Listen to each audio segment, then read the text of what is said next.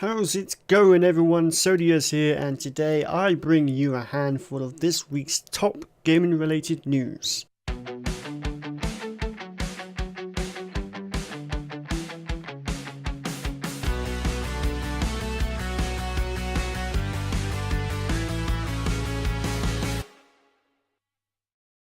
Let's start with the PlayStation Network. Potentially thousands of PSN accounts have been banned due to an issue whereby PayPal initiated a mass chargebacks for PSN transactions, which of course ended up putting many accounts into debt and therefore triggering an auto ban until the debt, I say in quotation marks, has been paid off. You'll notice I said thousands of accounts were banned. As of preparing to record this video, it appears Sony are aware of the situation and are unbanning accounts as fast as they can. As of yet, there's no real explanation as to how this occurred. Some users claim PayPal told them the error is on Sony's end due to Sony closing or limiting their account, but short of an official statement, it's probably unwise to speculate. Needless to say, if you're still having issues logging in due to your account being banned, your best bet is to contact Sony support to resolve the situation. But naturally, if thousands are being affected, it might take a while to get through. Now let's move on to modding news. There seems to be quite a bit of it in the news as of late, from Bethesda announcing a new creation club where they hope to sell mods in a somewhat better fashion than their previously failed attempt last year, and of course the news of Take-Two issuing a cease and desist to the creators of OpenIV, which is of course a popular modding tool used by GTA 5 fans to create a whole range of mods. Well, as expected, shutting down a modding tool did not quite go down well with the gaming community, in the slightest. Forums were flooded with complaints, the GTA 5 Steam page was bombarded with negative reviews, and needless to say, when the internet has an issue with something, it makes sure its voice is heard.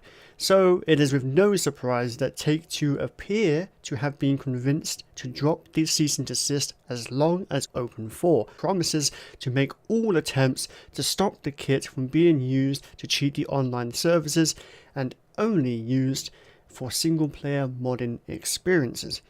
Now whether or not this stays the case is yet to be seen.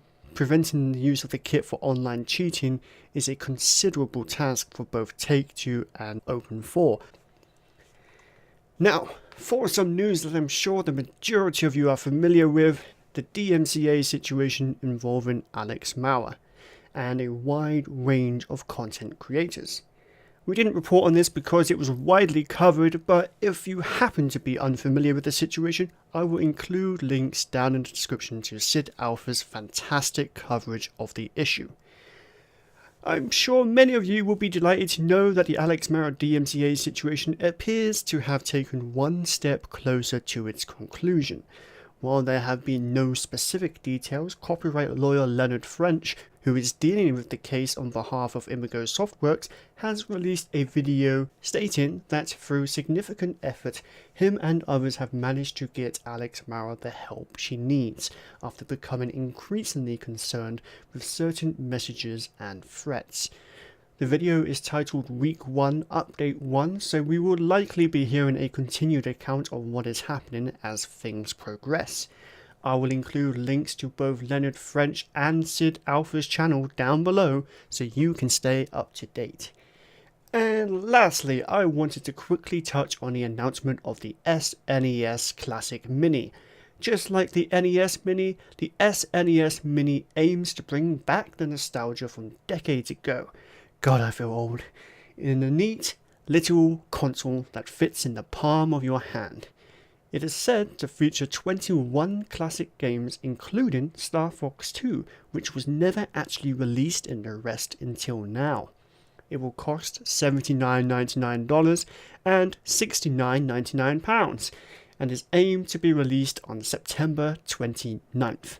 Fear not, Nintendo has promised that it will sell in larger numbers than the NES Mini, although being a Nintendo product, it has already sold out in pre-order for most retailers, including Nintendo's own store. And that's all for today. Thank you so much for watching. Be sure to like and subscribe, and please feel free to support us on Patreon. And I'll see you next time. Goodbye.